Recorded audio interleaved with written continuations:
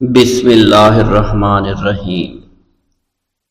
ناظرین گرامی، روایت میں آتا ہے کہ قطب الاقطاب حضرت شیخ عبد القادر جیلانی الحسنی والحسینی الجیلانی، حضرت غوث اعظم شیخ عبد القادر جیلانی رحمۃ اللہ علیہ جب نماز ادا کرتے تو بہت زار و قطار رویا کرتے، یعنی گریہ زاری کیا کرتے تھے۔ روتے روتے آپ کی ہچکی بن جایا کرتی تھی۔ جب آپ رحمت اللہ علیہ مسجد میں اپنے مریدین اور شاگردوں کے ساتھ باجماعت نماز پڑھتے، اللہ پاک کی محبت اور عشق میں اتنے ڈوب کر عبادت کرتے کہ ان کے شاگرد آپ کی رقت آمیزی کو دیکھ کر، یعنی رونے کے انداز کو دیکھتے اور کہتے اگر اصل نماز دیکھنی ہے تو غوث پاک کی نماز کو دیکھا جائے۔ تو ایک بار کا ذکر ہے کہ آپ رحمت اللہ علیہ عراق کی مسجد میں سے باجماعت نماز پڑھ کر باہر نکلے۔ آپ کے مریدین بھی آپ کے ساتھ تھے۔ آپ نے دیکھا کہ اسی محلے میں کچھ بچے اخروٹ کے ساتھ کھیل رہے ہیں۔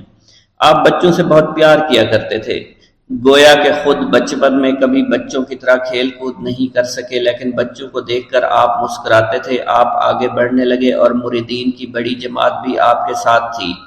ابھی آپ زیادہ دور نہیں گئے تھے کہ ان بچوں نے ایک دوسرے کے کان میں کچھ بولنا شروع کر دیا اور اشارے میں باتیں کرنے لگے کہ کیا خیال ہے کہ جو بابا جی سب سے نمایاں ہیں، نورانی چمکتے ہوئے چہرے والے ہیں، سب سے آگے چل رہے ہیں، ان کو بولا جائے جو فرمائش ہمیں کرنی ہے ان سے کر دیں، کیا یہ ہمیں ڈانٹیں گے تو نہیں؟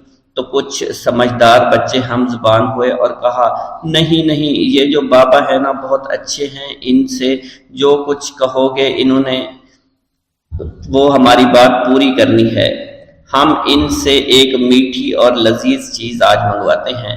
تو ان میں سے ایک بچہ جو سب سے بڑا تھا پاس آیا اور کہا بابا میری بات سنیں۔ آپ نے بہت پیار اور شفقت سے اس کے سر پر ہاتھ رکھا اور کہا بیٹا کہو۔ اس نے کہا کہ میرا دل کر رہا ہے کہ میں آپ سے کچھ مانگوں۔ آپ نے فرمایا کہ کہو بیٹا کیا چاہتے ہو؟ وہ کہنے لگا کہ مجھے آپ اس فلاں جلیبی والے سے جلیبی لا کر دے سکتے ہیں، میرا کھانے کا بہت دل کر رہا ہے۔ میں چلا جاتا لیکن بابا میری باری آنے والی ہے، جب تک میں جلیبی لے کر وہاں آؤں گا میری باری چلی جائے گی۔ آپ رحمت اللہ علیہ کے وہاں کے مشہور بزرگ بڑے سردار لوگ ہیں، آپ کے خادمین آپ کے نوکر بننے کے لیے جان کی بازی لگانے کو تیار رہتے ہیں۔ ادھر وہ بچے آپ کے رتبے کو بھی دیکھ رہے تھے اور یہ بھی دیکھ رہے تھے کہ آپ کون سی شخصیت ہے، لیکن پھر بھی اتنے سارے لوگوں کو چھوڑ کر آپ سے وہ بچہ کہتا ہے کہ بابا مجھے جلیبی لا کر دے دیں۔ بابا جی نے کہا کہ ٹھیک ہے میں لا کر دے دیتا ہوں۔ آپ کا ایک مرید آپ کے پاس آیا اور کہا حضرت آپ کیوں اس بات پر توجہ دے رہے ہیں؟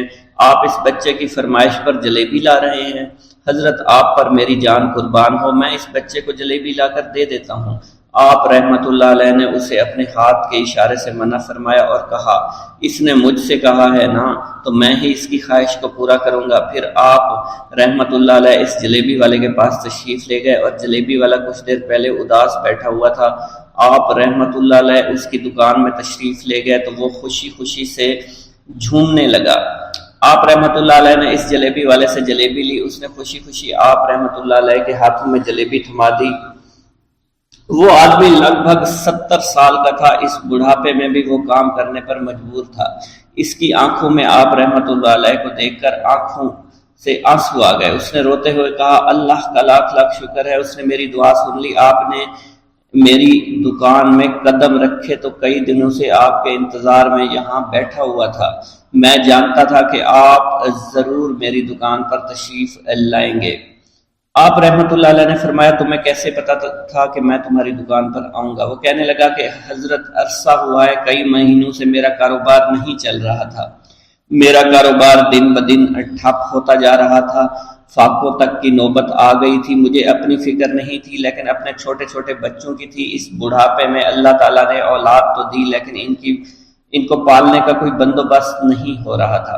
میں نے اپنی اس پریشانی کا ذکر کسی سے کیا تو اس نے کہا کہ عراق کے ایک شہر میں چلے جاؤ، وہاں پر کوئی ایک فقیر ہے، اس سے دعا کراؤ، وہ جس کے لیے دعا کرتے ہیں اس کا کام بن جاتا ہے۔ میں اتنا پریشان تھا کہ اس آدمی کے کہنے پر اس فقیر سے ملنے چلا گیا۔ اس کی تلاش کر کے میں نے اس سے کہا تم میرے لیے دعا کرو تاکہ میرے کاروبار میں ترقی ہو جائے اور میرے رزق میں برکت ہو جائے۔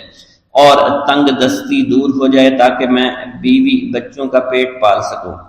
فقیر مجھے دیکھ کر کہنے لگا کہ تم پیران پیر غوث اعظم دستگیر رحمت اللہ علیہ کو نہیں جانتے؟ میں نے کہا میں نہیں جانتا۔ وہ کہنے لگا حیرت ہے کہ تمہیں یہ پتہ نہیں کہ تم ان کو جانتے ہی نہیں کہ ولیوں کے سردار ہیں۔ میں تو بہت چھوٹا سا فقیر ہوں، میری دعاؤں میں اتنا اثر نہیں کہ وہ غوث اعظم رحمت اللہ علیہ ہیں، جس کے لیے بھی دعا کریں اس کا بیڑا پار ہو جایا کرتا ہے، اور جب اس دور میں غوث پاک رحمت اللہ علیہ خود موجود ہے تو پھر ہمارا کیا مقام ہوگا ان کی دعا کے آگے؟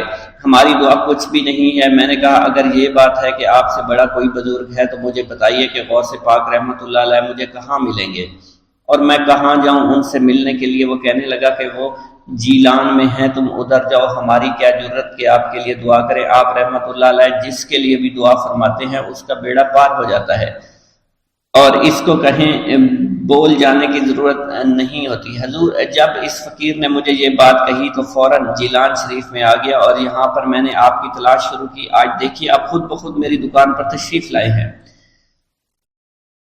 اب دیکھیے کہ آپ کے آنے سے کیسا نور میری دکان میں آ گیا ہے۔ حضور میرے حق میں دعا فرما دیجئے، اللہ پاک میری زندگی کو آسانیاں عطا فرمائے، مجھے اپنی بیوی اور بچوں کی بہت فکر ہے۔ آپ رحمت اللہ علیہ نے فرمایا پریشان ہونے کی ضرورت نہیں، اللہ تعالیٰ سب معاملات ٹھیک فرما دے گا۔ یہ کہہ کر آپ تشریف لے گئے، اس بچے کے پاس آئے اور اس کے ہاتھ میں جلیبی تھما دی۔ ابھی وہاں سے جانے والے تھے، دوسرا بچہ آیا، اس نے کہا کہ بابا آپ نے اسے تو جلیبی لا کر دی ہے، مجھے بھی لا کر دیں۔ آپ نے اس سے بھی تسلی دی اور کہا میں تمہیں بھی جلیبی لا کر دے دیتا ہوں بیٹا۔ یہ دیکھ کر مریدین بہت غصہ ہونے لگے اور کہا کہ حضور ہم اس بچے کو جلیبی لا کر دے دیتے ہیں، آپ کیوں زحمت کرتے ہیں؟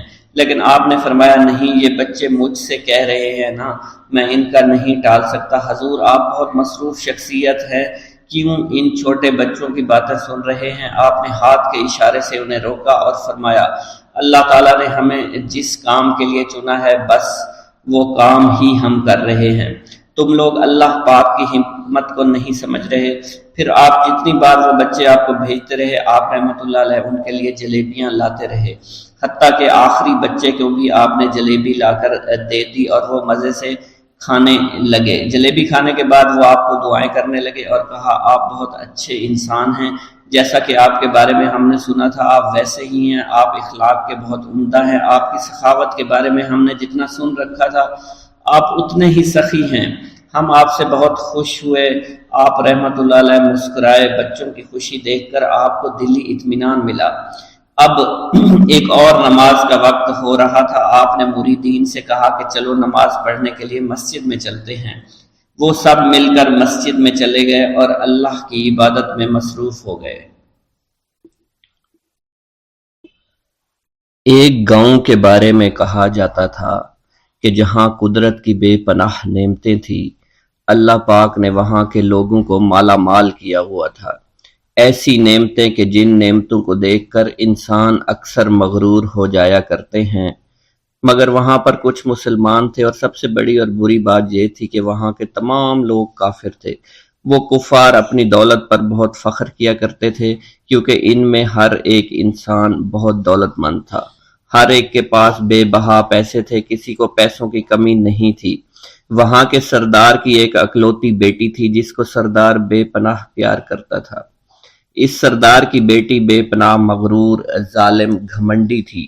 وہاں پر غریب لوگ صرف مسلمان ہی تھے، تمام کافر ایک دوسرے کی مدد کیا کرتے تھے، لیکن مسلمانوں کی مدد کرنے والا وہاں پر کوئی نہ تھا، وہاں پر انہیں کوئی دیکھنے والا نہ تھا۔ سردار کی بیٹی کو کالے جادو میں خوب مہارت حاصل تھی، اور وہ جادو کی وجہ سے وہاں پر رہنے والے غریبوں پر بہت ظلم کیا کرتی تھی۔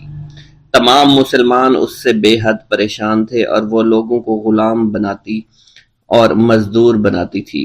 اگر ان میں کوئی اس کی بات نہ مانتا تو اس کو قیدی بنا کر اپنے اشاروں پر نچایا کرتی تھی۔ اس بستی میں چونکہ اکا دکا مسلمان تھے جن کا کوئی پرسان حال نہیں تھا، کوئی بھی ان کو بچانے والا نہیں تھا۔ جب وہ سردار کی بیٹی کے ظلم حد سے بڑھ گئے تو مسلمانوں میں سے ایک بوڑھے شخص نے اللہ کے حضور گڑ گڑا کر دعائیں کی، اے اللہ ہمارے چند نسلیں جو یہاں پر بچی ہوئی ہیں ان نسلوں کو تو بچا لے۔ یہ سردار کی بیٹی جس نے ہمارا جینا دشوار کر رکھا ہے، یہاں کوئی بھی انسان ہمارا حال نہیں پوچھتا، اور نہ ہی ہمارے پاس مال و دولت ہے، اور نہ ہی ہمارے پاس جسمانی طاقت بچی ہے۔ یا اللہ ہمارے لیے کوئی ایسا بندہ بھیج جو نہ صرف طاقتور ہو بلکہ اس جادوگرنی یعنی سردار کی بیٹی کو بھی ہرا سکے۔ اللہ رب العزت نے اس بوڑھے کی دعا کو قبول فرمایا اور یوں اس جگہ پر ایک اللہ والے کو بھیج دیا، اور وہ اللہ والے ایسے ہی بستی میں داخل نہیں ہوئے بلکہ ایک دن کچھ عجیب واقعہ ہوا۔ ان کافروں کا سردار جنگل میں سیر سپاٹے کرتے ہوئے نکلا تھا، بڑی شان سے چلتا ہوا وہ سفر کر رہا تھا۔ اچانک ایک زہریلا سانپ اس کے سامنے آیا۔ اس زہریلے سانپ نے بادشاہ کو ڈس لیا اور وہ بے ہوش ہو کر زمین پر گر پڑا اور تڑپنے لگا۔ اس کے جو ساتھی تھے انہوں نے جب اپنے سردار کو یوں تڑپتا ہوا دیکھا اور سردار کی غیر حالت دیکھی تو کہ جسے ایک زہریلے سانپ نے کاٹ لیا ہے، تو وہ فوراً اسے اٹھا کر گھر لے آئے تاکہ اسے بچانے کے لیے کچھ کیا جا سکے۔ اس لڑکی نے اپنے باپ کی جب یہ حالت دیکھی تو اپنے آس پاس کے بڑے بڑے حکیموں کو بلایا، لیکن عجیب بات یہ تھی کہ لاکھ کوشش کے باوجود زہر نکالنے میں سارے ناکام ہو رہے تھے، اور زہر تیزی کے ساتھ اس کے جسم میں پھیلتا چلا جا رہا تھا۔ لیکن اسی وقت وہاں ایک درویش کی آمد ہوئی، ایک اللہ والے آئے، ان اللہ پاک نے اس مقصد کے تحت وہاں بھیجا تھا۔ اس اللہ کے ولی نے سردار کے گھر پر پہنچ کر دروازے کو کھٹکھٹایا۔ نوکروں نے پوچھا کون ہو، کس سے ملنا ہے؟ اس نے کہا میں نے سنا ہے کہ یہاں کے سردار کو سانپ نے ڈس لیا ہے۔ نوکر کہنے لگے کہ تمہیں کیسے پتا چلا کہ یہاں کے سردار کو سانپ نے ڈس لیا ہے؟ تم تو ہمیں اجنبی لگتے ہو، ہم نے تمہیں آج تک یہاں نہیں دیکھا ہے۔ اس نے کہا میں مسافر ہوں اور مجھے خبر ملی ہے کہ یہاں کے سردار کو ایک زہریلے سانپ نے ڈس لیا ہے اور کوئی بھی اس کا علاج نہیں کر پا رہا۔ نوکروں نے کہا تم کون ہو؟ اللہ والے نے کہا میں حکیم ہوں اور میں ان کے علاج کی غرض سے یہاں آیا ہوں۔ وہ نوکر اللہ والے کی حالت دیکھ کر ہنسنے لگے، کیونکہ آپ نے پھٹے پرانے کپڑے پہن رکھے تھے اور دیکھنے سے بہت غریب معلوم ہوتے تھے۔ وہ نوکر کہنے لگے کہ اتنے بڑے سردار کا علاج کرو گے؟ ارے یہاں تو اس کے پاس بڑے بڑے حکیم بلائے گئے ہیں، ہمارے سردار کے پاس پیسوں کی کوئی کمی نہیں ہے، اور وہ تم جیسے غریب سے بھلا کیوں علاج کروائیں گے؟ درویش نے کہا اگر تم چاہتے ہو تمہارے سردار کی جان بچ جائے پھر مجھے اندر جانے دو۔ غلام کہنے لگا ٹھیک ہے، ہم اندر جا کر اجازت لے کر آتے ہیں۔ نوکر اندر گئے، سردار کی بیٹی سے کہا ایک غریب آیا ہے، کپڑوں سے فقیر معلوم ہوتا ہے، لیکن کہتا ہے میں سردار کا علاج کر سکتا ہوں اور میں سردار کا علاج کروں گا۔ جو زہر تیزی کے ساتھ جسم میں پھیل رہا ہے میں اس کو باہر نکال پھینک کروں گا۔ اس کی بیٹی کہنے لگی ٹھیک ہے بلا لو۔ جب وہ اللہ والے اس کے گھر کے اندر گئے تو دیکھا سردار تڑپ رہا تھا، ٹانگ کو بار بار بستر پر پٹخ رہا تھا۔ اللہ والے نے اس کے پیر کی طرف دیکھا جہاں سانپ نے اس کو کاٹا تھا، اسی جگہ اللہ والے نے تھوک دیا، فوراً وہاں سے بھاگ گئے۔ اس کے سارے سپاہی اس کی بیٹی دیکھ کر حیران رہ گئے کہ یہ بھلا کون سا دیوانہ ہے، کمرے میں آیا، علاج کی بجائے اسی جگہ پر تھوک دیا جہاں صرف کاٹا تھا، اور بھاگ بھی گیا، اس کو کوئی گرفتار نہیں کر سکا۔ سردار کی بیٹی غصے میں تل ملا اٹھی کہ اس نے جو گستاخی کی ہے اس کی کوئی بات نہیں، تھوک کو میں صاف کروا دوں گی، مگر اس کو تو میں ابھی گرفتار کرواتی ہوں۔ اور اس نے اپنے سردار کے ایک نوکر سے کہا کہ اس تھوک کو صاف کرو۔ اس نوکر نے تھوک کو صاف کرنے کی بجائے اس کو اچھی طرح سے ٹانگ پر مل دیا۔ لڑکی نے کہا کیا کر رہی ہو؟ اس فقیر نے میرے باپ کی ٹانگ پر تھوک دیا، اب اس تھوک کو تم مل رہے ہو؟ حکیم نے اپنے ہاتھ کے اشارے سے سردار کے بیٹے کو روک دیا۔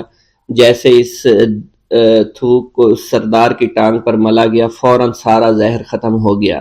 جو ٹانگ کٹنے کے قابل تھی وہ ٹانگ بالکل ٹھیک ہو چکی تھی، جو نیلی پڑ چکی تھی اب اصلی حالت میں آہستہ آہستہ واپس آ رہی تھی۔ اور جب وہ قبیلے کا سردار بالکل ٹھیک ہو گیا، ہوش میں آ گیا تو حیران رہ گیا۔ اسے بتایا کہ فقیر بابا کے تھوک کی وجہ سے آپ ٹھیک ہوئے ہیں۔ اس نے کہا وہ بزرگ تو ہمارے لیے مسیحا ہے، تم لوگوں نے انہیں جانے کیوں دیا؟ انہیں میرے پاس لے کر آؤ، انہوں نے ہم پر بہت بڑا احسان کیا ہے، ہم اس کے احسان کا بدلہ ضرور چکائیں گے۔ اس کی بیٹی جو خاموشی سے باپ کو دیکھ رہی تھی، اس نے کچھ بھی نہ کہا۔ گاؤں کے سردار کے کہنے پر سارے سپاہی اللہ والے کو ڈھونڈنے کے لیے نکل گئے۔ وہ چاروں طرف پھیل گئے لیکن کہیں بھی اللہ والے کا پتہ نہیں چل رہا تھا۔ پھر جب سپاہی تلاش کرتے کرتے جنگل میں داخل ہوئے، وہاں ایک درخت کے نیچے ایک آدمی کو عبادت کرتے ہوئے دیکھا۔ وہ غور سے اس کو دیکھ رہے تھے اور کہہ رہے تھے، یہ کس طرح کی عبادت کر رہے ہیں؟ ہم لوگ تو اپنے بتوں کے آگے ہاتھ جوڑتے ہیں، یہ نہ جانے کس کو سجدہ کر رہے ہیں۔ خیر، عبادت کے فوراً بعد اللہ والے کو پکڑ لیا، گاؤں کے سردار کے سامنے پیش کیا۔ وہ کہنے لگا، آپ کون ہیں اور کہاں سے آئے ہیں؟ سب سے پہلے تو میں گستاخی کی معافی چاہتا ہوں، میرے لوگوں نے آپ کے ساتھ بڑی بدتمیزی کی، لیکن آپ کی وجہ سے آج میں زندہ ہوں۔ ہم گناہ گاروں کی وجہ سے آپ جیسے لوگوں کو بہت تکلیف ہوئی ہے، اس لیے میں معذرت چاہتا ہوں۔ آپ سے درخواست کرتا ہوں کہ آپ میری طرف سے یہ قیمتی لباس یعنی کپڑے اور عربی گھوڑا قبول کیجئے۔ اللہ والوں نے اس کی طرف مسکرا کر دیکھا اور کہا، یہ گھوڑا، یہ لباس بہت قیمتی ہے، مگر یہ لباس پہن کر اس گھوڑے کے لیے گھاس کاٹوں گا تو کیا اچھا لگوں گا؟ سردار نے کہا، فکر نہ کریں، گھوڑے کے ساتھ ساتھ ہم آپ کو نوکر بھی دیں گے۔ اللہ والے نے کہا کہ اتنی مال و دولت اور نوکروں کے ساتھ میں اکیلا رہوں گا؟ گاؤں کا سردار بولا، حضور آپ کی یہ بات سن کر میں سوچ میں گم ہو گیا ہوں، لیکن یہ میری بیٹی آپ کے سامنے حاضر ہے۔ بیٹی حیرت سے اپنے باپ کو دیکھ رہی تھی کہ میرا باپ اب کیا کہنے والا ہے۔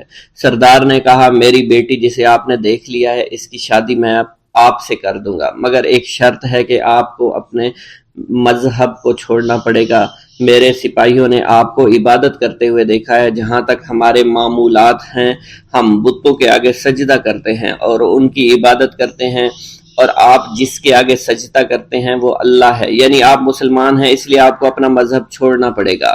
کیا آپ ایسا کر سکتے ہیں؟ اللہ والے نے کہا کہ مجھے ایک بات بتائیے، آپ سب کچھ دیکھ رہے ہیں، آپ نے مجھے یہ بھی دعا دی کہ میری اولادیں ہوں اور آپ کی نسل آپ کی بیٹی سے چلے گی۔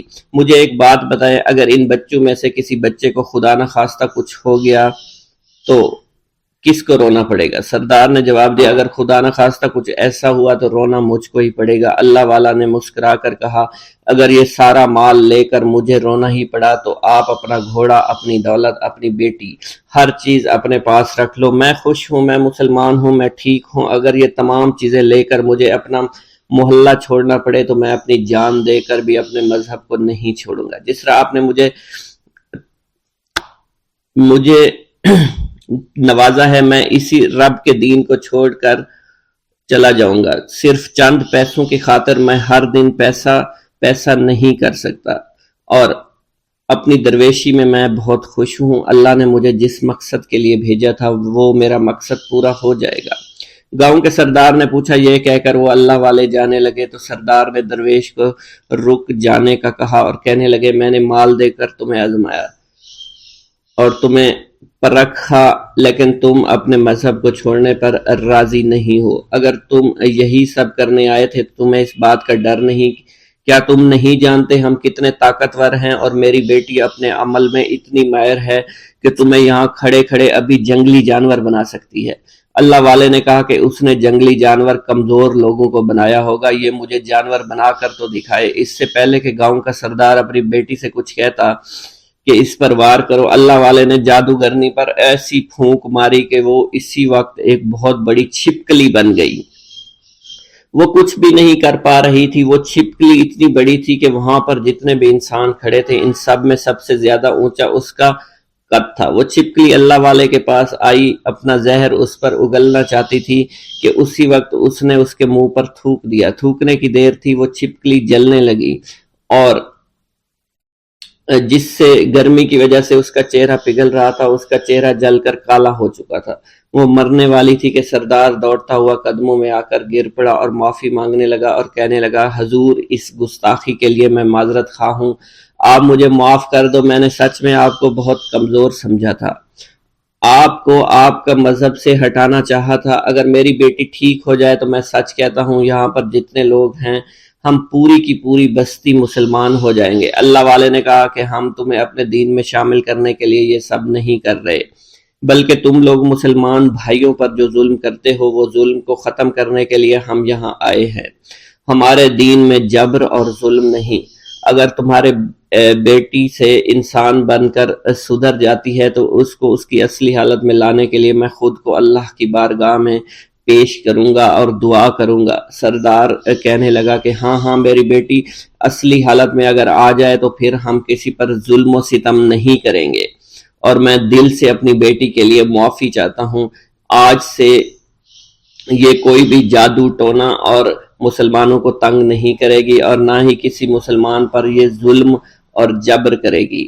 بس آپ اسے دوبارہ سے انسان بنا دے۔ اللہ والا نے چھپکلی پر دوبارہ سے پھونک ماری تو پھر سے انسان بن گئی، اور اللہ والے کے قدموں سے وہ لپٹ گئی۔ کہنے لگی مجھے معاف کر دیجئے، مجھے معاف کر دیجئے، میں نے اپنے آپ کو بہت طاقتور سمجھا۔ اس لڑکی کا آدھا چہرہ جل چکا تھا اور کالا ہو چکا تھا۔ وہ کہنے لگی کہ آج اپنے باپ کے ساتھ میں آپ کے دست مبارک پر مسلمان ہونا چاہتی ہوں۔ میں وعدہ کرتی ہوں کہ آج سے اس بستی پر کوئی بھی کافر کسی مسلمان کے ساتھ بدتمیزی نہیں کرے گا، زیادتی نہیں کرے گا، ظلم اور جبر نہیں کرے گا، بلکہ ہم سب یہاں مل جل کر رہیں گے اور بھائی چارے کے ساتھ رہیں گے۔ ہم سب مسلمان ہو جائیں گے، اور پھر یوں اللہ والے کے ہاتھوں پوری بستی کا سردار اور اس کی بیٹی نے اسلام قبول کر لیا، اور سردار نے اللہ والے سے اپنی بیٹی کا نکاح کر دیا، اور پھر اس بستی میں ہمیشہ کے لیے امن و امان قائم ہو گیا۔ میرا یہ قدم تمام اولیاء کرام کی گردن پر ہے۔ ایک مرتبہ محلہ حلبہ میں اپنے مہمان خانے میں واز فرماتے ہوئے حضور سیدنا غوث اعظم پر اچانک حالت کشف طاری ہوئی۔ آپ رحمت اللہ علیہ نے فرمایا میرا یہ قدم ہر ولی اللہ کی گردن پر ہے۔ یہ ارشاد سن کر تمام اولیاء اللہ نے اپنی گردنیں جھکا دیں۔ صلحائے امت نے اس کی توضیح فرمائی ہے کہ آپ رحمت اللہ علیہ کے عہد مبارک اور بعد میں قیامت تک آپ کی عطا کے بغیر ولی اللہ ولایت کے درجے پر فائز نہیں ہو سکتا۔ سلطان الہند حضرت خواجہ معین الدین چشتی المعروف خواجہ غریب نواز اس وقت خراسان کے پہاڑوں پر مجاہدات میں مشغول تھے۔ انہوں نے بھی حضور سیدنا غوث اعظم کا ارشاد گرامی سن کر اپنی گردن جھکا دی اور یوں عرض گزار ہوئے آپ کے قدمین شریفین میرے سر اور میرے آنکھوں پر ہیں۔ حضور سیدنا غوث اعظم فرماتے ہیں کہ میں 10 برس کی عمر میں اپنے شہر کے مکتب میں حصول علم کے لیے جایا کرتا تھا۔ اس وقت میرے ساتھ ملائکہ بھی ہوتے تھے جو میرے آگے پیچھے میری حفاظت کے لیے چلتے تھے۔ جب میں مدرسہ پہنچتا تو یہ منادی کرتے تھے اللہ کے ولی کے لیے جگہ خالی کر دو، چنانچہ وہ میرے لیے جگہ خالی کر دیتے تھے۔ ایک مرتبہ میں نے ایک ایسے شخص کو دیکھا جس نے فرشتوں کی آواز سن کر کہا جس میں کوئی مزاحمت نہ ہوگی کہ یہ ایک نہایت معزز گھرانے کا فرد ہے اور عن قریب اس کو وہ عظمت حاصل ہوگی جس میں کوئی مزاحمت نہ ہوگی، اور اس کو ایسا قرب نصیب ہوگا کہ اس کو کوئی فریب نہ دے سکے گا۔ پھر 40 برس بعد میں نے اس شخص کو پہچانا، وہ شخص ابدالوں میں سے تھا۔ حضرت شیخ ابو سعود احمد بن بکر حریمی سے مروی ہے کہ حضور سیدنا غوث اعظم نے فرمایا کہ میں 55 سال تک تنہا عراق کے بیابانوں میں پھرتا رہا، میں لوگوں کو نہ جانتا، لوگ مجھے نہ جانتے۔ اسی دوران میرے پاس رجال الغیب اور جنات تشریف لاتے جنہیں میں طریقت اور اصول کی تعلیم دیتا تھا۔ ابتدا میں جب میں عراق میں داخل ہوا تو حضرت خضر میرے ہم سفر بنے، اور بعد میں اس وقت ان کو پہچانتا نہ تھا، اور اس کے ساتھ میرا معاہدہ ہوا کہ میں ان کے کسی حکم کی خلاف ورزی نہیں کروں گا۔ ایک مرتبہ انہوں نے مجھے ایک جگہ بیٹھنے کا حکم دیا اور میں اس جگہ 3 سال تک بیٹھا رہا۔ سال میں ایک مرتبہ حضرت خضر میرے پاس تشریف لاتے، فرماتے کہ یہی تیرا مقام ہے جہاں تجھے پہنچایا گیا ہے۔ اس عرصہ کے دوران تمام نفسانی خواہشات مجھ پر انسانی شکل میں وارد ہوئیں، لیکن اللہ عز و جل نے مجھے ہر موقع پر استقامت عطا فرمائی اور مجھے ان خرافات سے بچائے رکھا۔ ابتدا میں میرا نفس مجاہدہ کا کوئی طریقہ اختیار کرتا تو میں اس پر قائم ہو جاتا اور کسی چیز کو قبول نہ کرتا تھا۔ ایک طویل مدت تک اپنا گلا گھونٹتے ہوئے میں مدائن کے جنگلوں میں مجاہدات میں مشغول رہا۔ حضور سیدنا غوث اعظم فرماتے ہیں کہ میں نے اپنے نفس کو مختلف مجاہدوں، مختلف ریاضتوں اور مختلف مشقتوں میں ڈالے رکھا۔ 1 سال تک میں گری ہوئی چیزیں اٹھا کر کھاتا رہا، دوسرے سال پانی پر گزارا کیا اور تیسرے سال نہ میں نے کچھ کھایا، نہ پیا اور نہ ہی سویا۔ ایک مرتبہ شدید سردی کی وجہ سے میں ایوان کسریٰ کے کھنڈرات میں سویا تو رات بھر میں 40 مرتبہ طبیعت خراب ہوئی۔ حضور سیدنا غوث اعظم فرماتے ہیں ہر سال ایک بزرگ آتے اور وہ مجھے جبہ دے کر چلے جاتے۔ اسی طرح میں نے بے شمار طریقوں سے دنیا اور نفس سے چھٹکارا پانے کی کوشش کی۔ لوگ مجھے دیوانہ سمجھتے تھے۔ میں برہنہ جسم جنگلوں میں چلا جاتا اور کانٹوں پر لوٹتا شور مچاتا تھا۔ میرا تمام بدن سے خون جاری ہو جایا کرتا تھا اور لوگ مجھے اٹھا کر شفا خانے لے جایا کرتے، جہاں میری حالت مزید بگڑ جاتی۔ ایک وقت ایسا بھی آیا جب مجھ میں اور مردہ میں کوئی فرق نہ تھا۔ لوگ کفن لے کر آئے، غسال کو بلوایا کہ وہ مجھے غسل دے دیں۔ ابھی انہوں نے مجھے غسل دینے کے لیے تختہ پر ڈالا ہی تھا کہ میری حالت درست ہو گئی۔ میں اٹھ کھڑا ہوا۔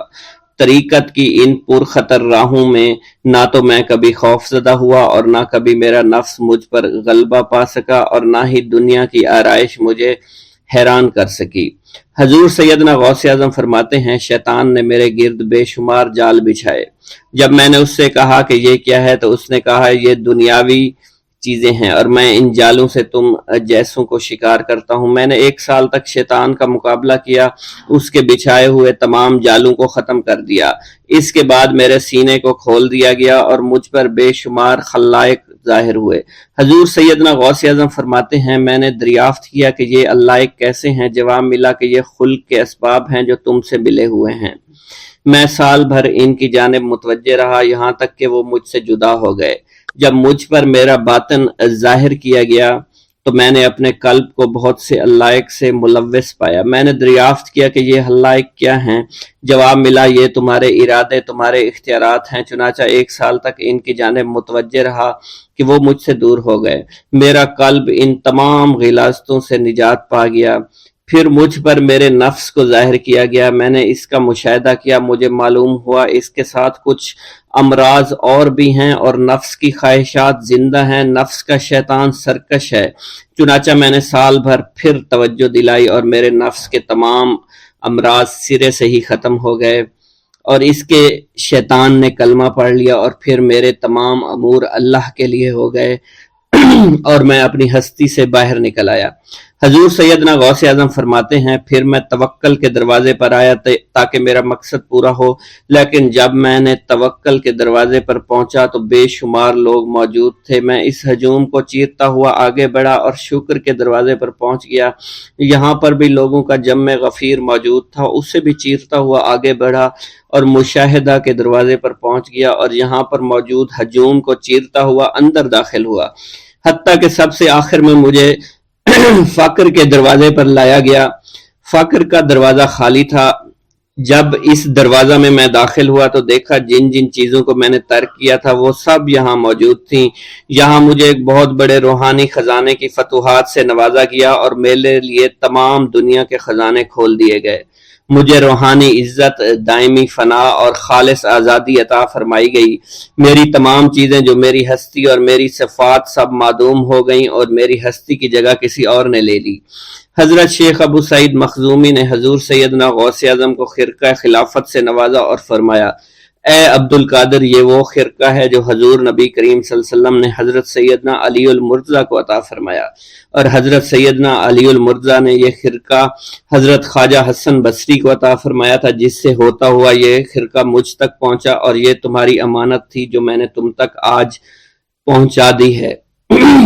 حضور سیدنا غوث اعظم نے جب خرقہ مبارک کو زیب تن کیا تو آپ پر بے شمار انوار و تجلیات کی بارش ہونا شروع ہو گئی۔ حضور سیدنا غوث اعظم نے حضرت شیخ ابو سعید مخزومی کے مدرسہ میں تدریسی فرائض سر انجام دینا شروع کر دیے۔ آپ کے لیے فی الحال تدریسی مصروفیات کے علاوہ کوئی کام نہ تھا۔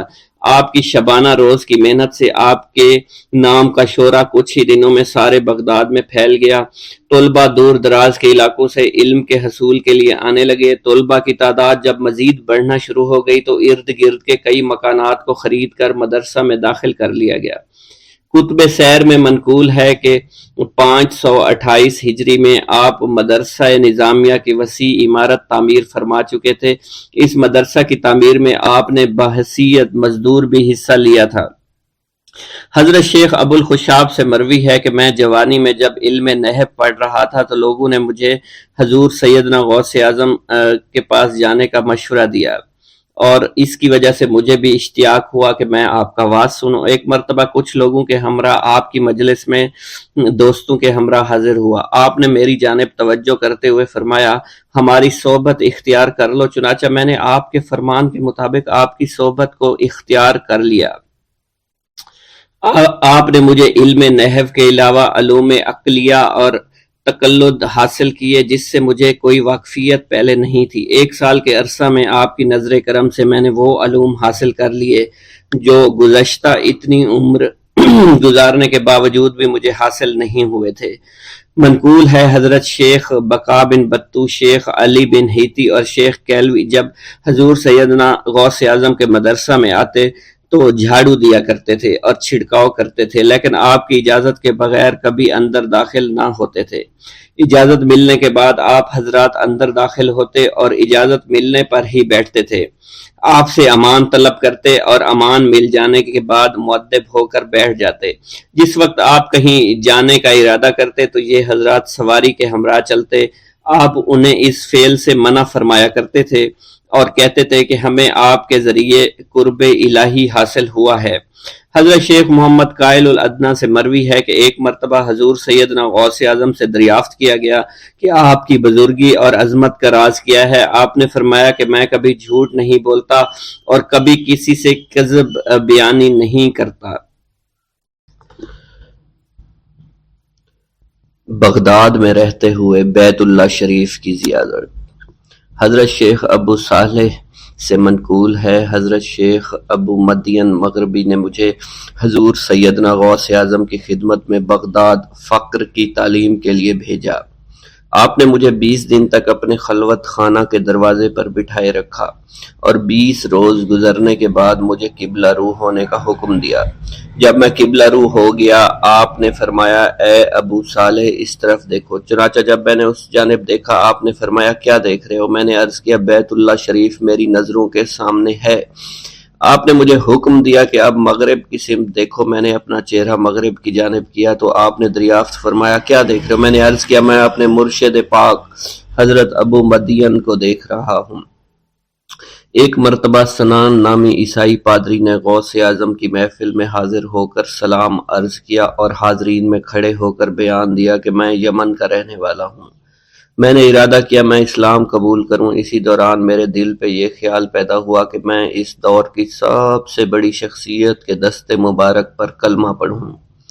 اس سوچ کے دوران مجھے نیند آ گئی۔ خواب میں مجھے حضرت سیدنا عیسیٰ علیہ السلام کی زیارت نصیب ہوئی۔ آپ نے مجھ سے ارشاد فرمایا کہ تم بغداد شریف چلے جاؤ اور شیخ عبد القادر جیلانی کے دست حق پر اسلام قبول کرو، کیونکہ اس وقت وہ روئے زمین پر تمام لوگوں میں افضل و اعلیٰ ہیں۔ حضرت شیخ عمر الکیمانی رحمۃ اللہ علیہ سے منقول ہے، ایک مرتبہ حضرت سیدنا غوث اعظم کی خدمت میں 13 لوگ دائرہ اسلام میں داخل ہونے کے لیے حاضر ہوئے۔ ان لوگوں نے بیان کیا کہ ہم عرب کے عیسائی ہیں، ہم نے کلمہ پڑھنے کا ارادہ کیا، ابھی سوچ رہے تھے کہ کسی مرد کامل کے دست حق پر کلمہ پڑھیں۔ ہمیں ہاتف غیب سے آواز سنائی دی کہ بغداد جا کر شیخ عبد القادر جیلانی کے دست مبارک پر کلمہ پڑھو۔ حضرت ابو الحسن علی سے منقول ہے، فرماتے ہیں ایک مرتبہ ایک جماعت کثیر کے ہمراہ حضرت سیدنا غوث اعظم کی زیارت باسعادت کے لیے روانہ ہوا۔ اسی دوران بے شمار لوگ میرے پاس آتے رہے، اپنی مشکلات کے حل کے لیے مجھ سے کہتے رہے میں حضور سیدنا غوث اعظم سے ان کی سفارش کروں گا۔ حضرت ابو الحسن علی بن ملاعب القواس فرماتے ہیں رستے میں ایک بد اخلاق لڑکا بھی ہمارے قافلے میں شامل ہو گیا۔ مجھے اس کا علم تھا کہ یہ اکثر و بیشتر ناپاک رہتا ہے اور بول و براز کے بعد استنجا بھی نہیں کرتا۔ حسن اتفاق کے حضور سیدنا غوث اعظم سے بھی رستہ میں ملاقات ہو گئی۔ حضرت ابو الحسن علی فرماتے ہیں میں نے حضور سیدنا غوث اعظم کی خدمت میں لوگوں کے پیغامات پہنچائے اور پھر مجھ سمیت میرے ساتھ تمام موجودہ لوگوں نے آپ کے ہاتھ مبارک کو ازراہ عقیدت چومنا شروع کر دیا۔ وہ فرماتے ہیں جب اس بد اخلاق لڑکے نے حضور صلی اللہ علیہ وسلم حضور سیدنا غوث اعظم رحمۃ اللہ علیہ کا ہاتھ مبارک چوما تو بے ہوش ہو کر زمین پر گر پڑا۔ جب اس کو ہوش آیا تو اس کے چہرہ پر داڑھی نمودار ہو چکی تھی اور اس نے آپ کے دست حق پر توبہ کی، پھر اس کا شمار نیکوں میں ہوا۔ حضرت شیخ زین الدین فرماتے ہیں میں نے حضور سیدنا غوث اعظم سے علم حاصل کیا۔ اللہ عز و جل نے مجھے ایک سال میں اتنا علم دیا کہ دوسروں کو وہ علم 20 سال میں بھی نصیب نہ ہوا ہوگا۔ میں نے آپ سے مصر جانے کی اجازت طلب کی تو آپ نے فرمایا دمشق پہنچ کر غازیوں کو مصر میں داخل ہونے کے لیے تیار پائے گا تاکہ اس پر قابض ہو جائیں، مگر ان سے کہنا وہ ہرگز کامیاب نہیں ہوں گے، ہاں دوسری مرتبہ وہ ضرور کامیاب ہوں گے۔ حضرت شیخ زین الدین فرماتے ہیں جب میں دمشق پہنچا میں نے وہی حال پایا، آپ نے بیان فرمایا میں نے ان سے کہا تو وہ نہ رکے۔ جب میں مصر پہنچا میں نے خلیفہ کو ان کو مقابلے کے لیے تیار کیا، میں نے خلیفہ سے کہا گھبراؤ نہیں، تم کامیاب ہو جاؤ گے۔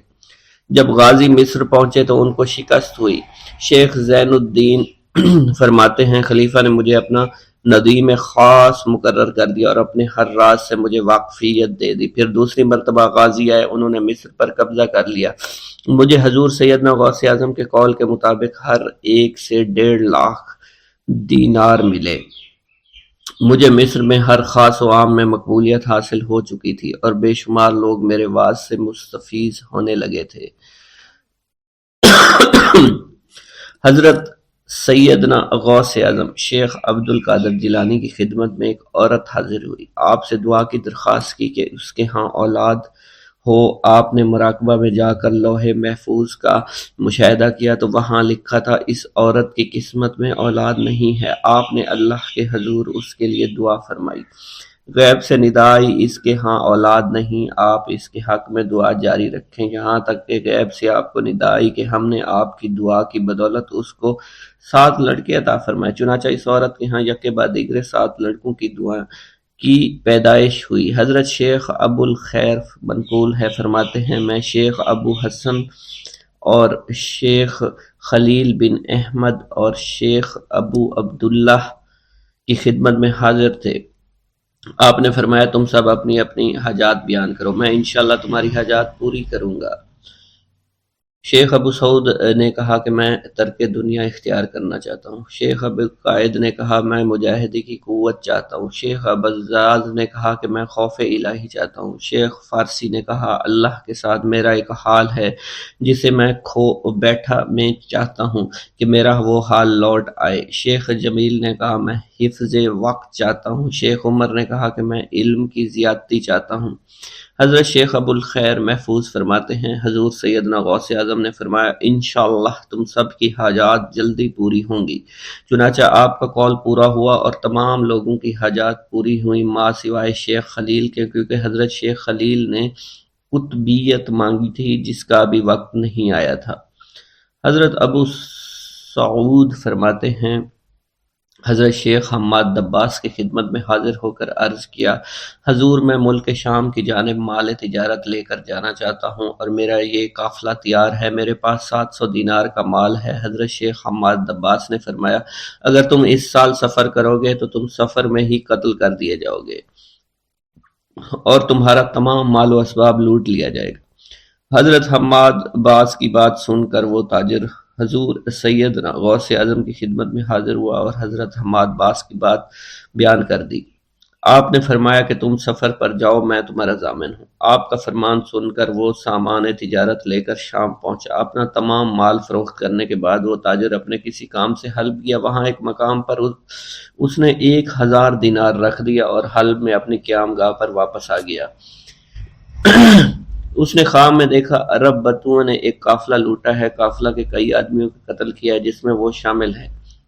اس کے بعد وہ بیدار ہوا، گھبرا کر اس جگہ پہنچا جہاں اس نے 1000 دینار رکھے تھے۔ اس کے دینار وہیں پر رکھے اس کو مل گئے۔ دینار لے کر واپس قیام گاہ پہنچا، بغداد شریف واپس جانے کی تیاری شروع کر دی۔ جب وہ تاجر بغداد شریف واپس پہنچا تو پہلے حضرت حماد باس کی خدمت میں حاضر ہوا تو آپ نے فرمایا کہ تم پہلے حضور سیدنا غوث اعظم کی خدمت میں حاضر ہوا، کیونکہ وہ محبوب سبحانی ہیں۔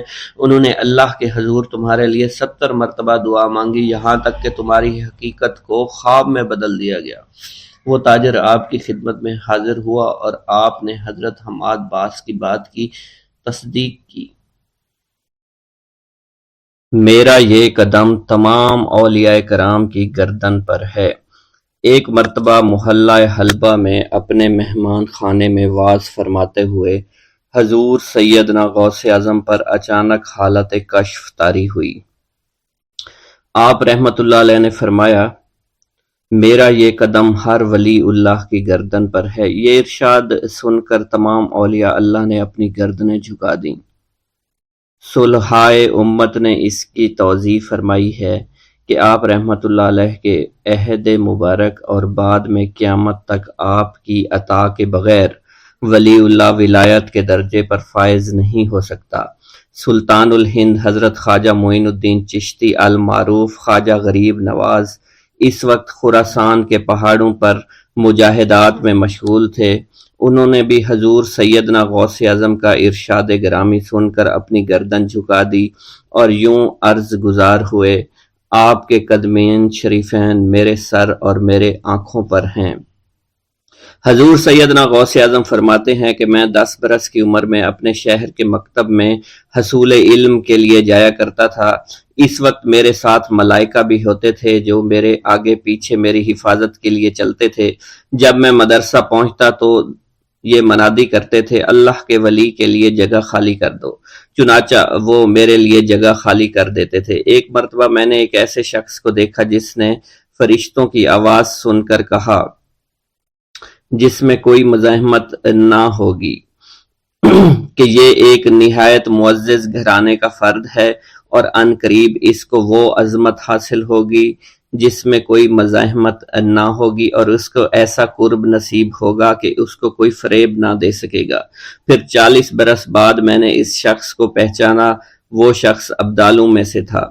حضرت شیخ ابو سعود احمد بن بکر حریمی سے مروی ہے کہ حضور سیدنا غوث اعظم نے فرمایا کہ میں 55 سال تک تنہا عراق کے بیابانوں میں پھرتا رہا، میں لوگوں کو نہ جانتا، لوگ مجھے نہ جانتے۔ اسی دوران میرے پاس رجال الغیب اور جنات تشریف لاتے جنہیں میں طریقت اور اصول کی تعلیم دیتا تھا۔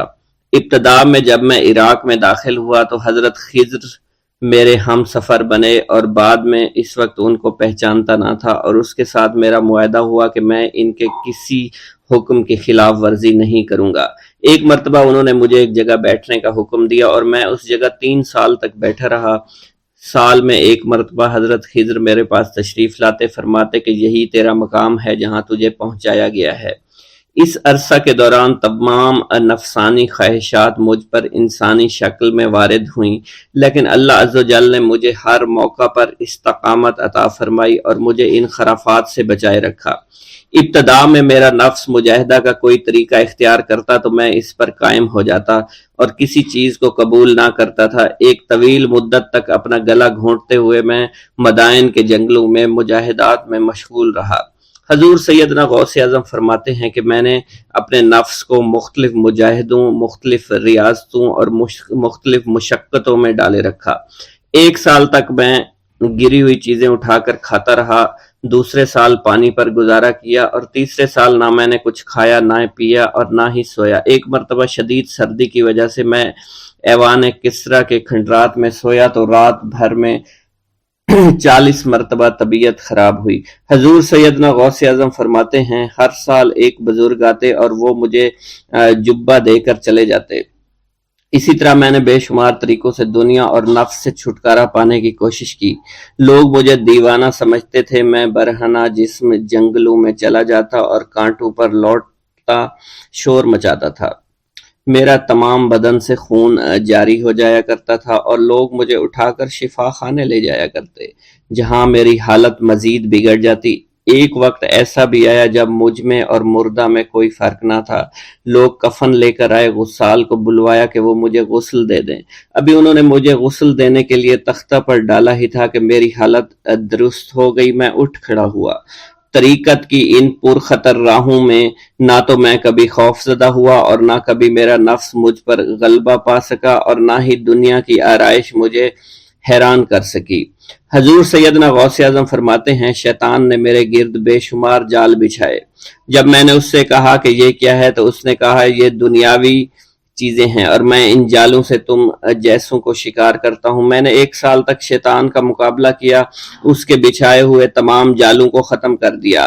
اس کے بعد میرے سینے کو کھول دیا گیا اور مجھ پر بے شمار خلائق ظاہر ہوئے۔